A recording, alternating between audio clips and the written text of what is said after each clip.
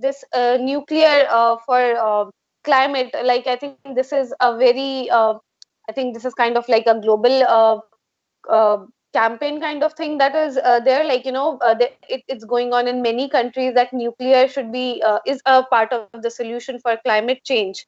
So with that, if a lot of activities are being done across the globe.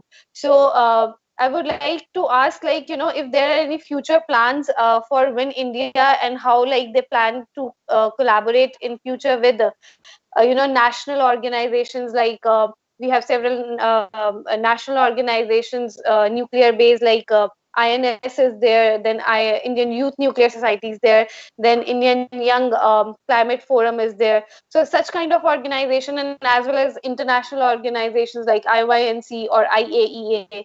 So such, what are the strategies for the organization to collaborate for any future activities in general?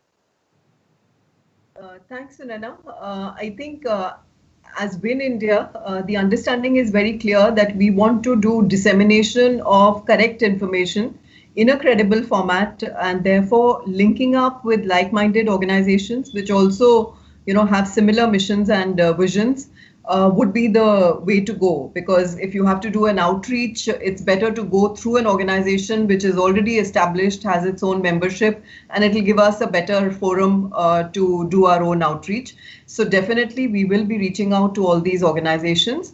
And to just weigh in very briefly on the previous question, I think what also India needs to, and Dr. Nitendra pointed it out, that as part of the energy basket, there is room for every source in India because of our electricity requirement being what it is. It's not renewable versus nuclear.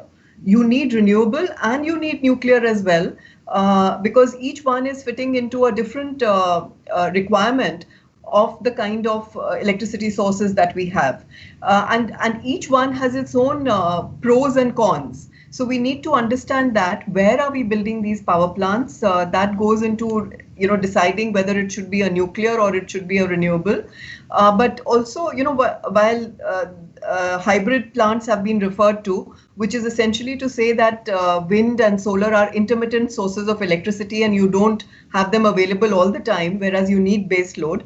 But another thing which is not understood enough is that with renewables, the choice that you have to make is also about land requirement.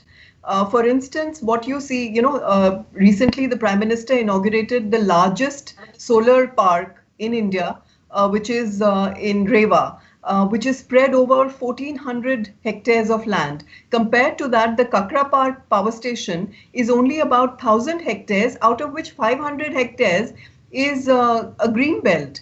So there are these, costs and benefit calculations that you need to make when you make your energy choices. And I think India is in a happy position to have all of them with us. Thank you.